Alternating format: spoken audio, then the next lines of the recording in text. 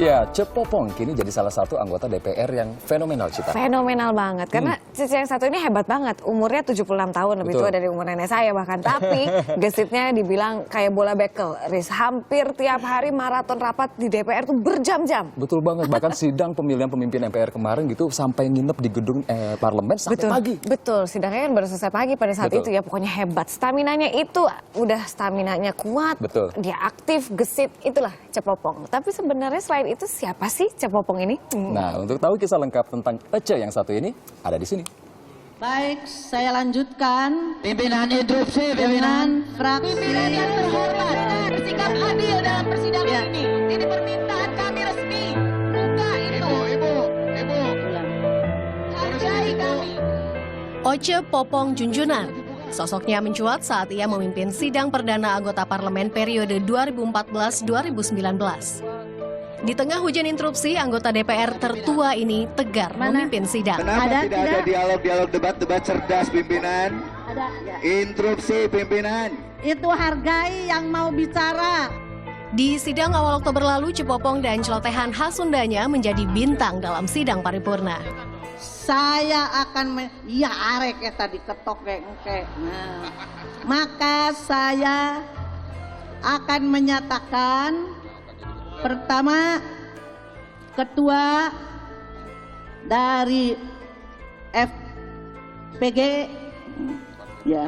FPG teteh, yaitu Dr. Andes Setia Novanto AK. Berdiri.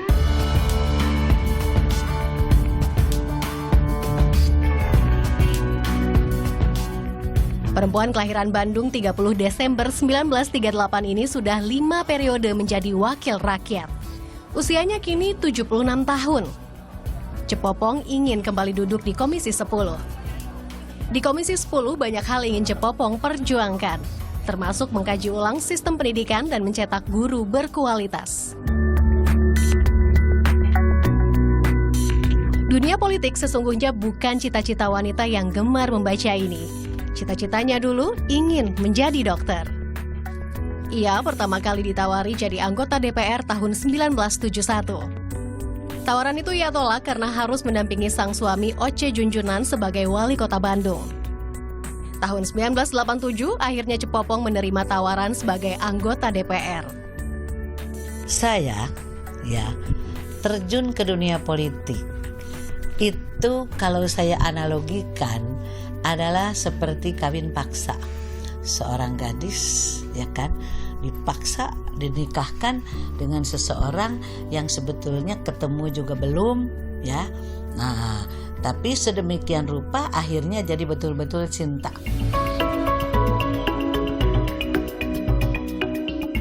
Di usia senja, staminanya masih prima. Maraton rapat berjam-jam masih kuat ia ikuti.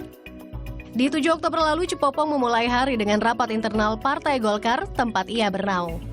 Rapat berlangsung pagi hingga siang.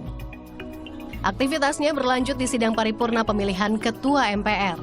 Sidang berakhir hingga keesokan hari pukul 7 pagi. Di akhir pekan, Cepopong tetap sibuk. Beragam organisasi ia ikuti. Seperti acara yang ia ikuti di pertengahan Oktober di Bandung, Jawa Barat. Cepopong hadir di ulang tahun ke-96 Balai Perguruan Putri. Ia ketua organisasi ini. Balai Perguruan Putri adalah yayasan yang bergerak di bidang pendidikan.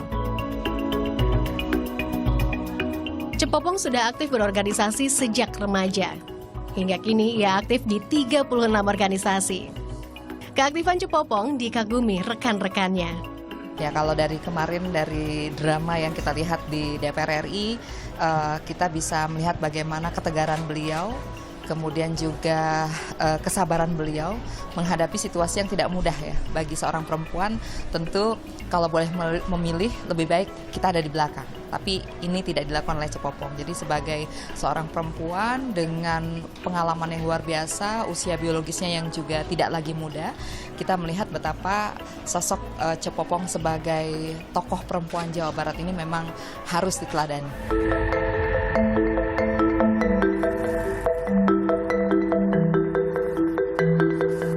Sibuk tak berarti Cepopong melupakan keluarga. Momen paling berkesan baginya ketika ia pertama kali memiliki anak dan cucu. Cepopong saat ini memiliki 4 anak dan 8 cucu.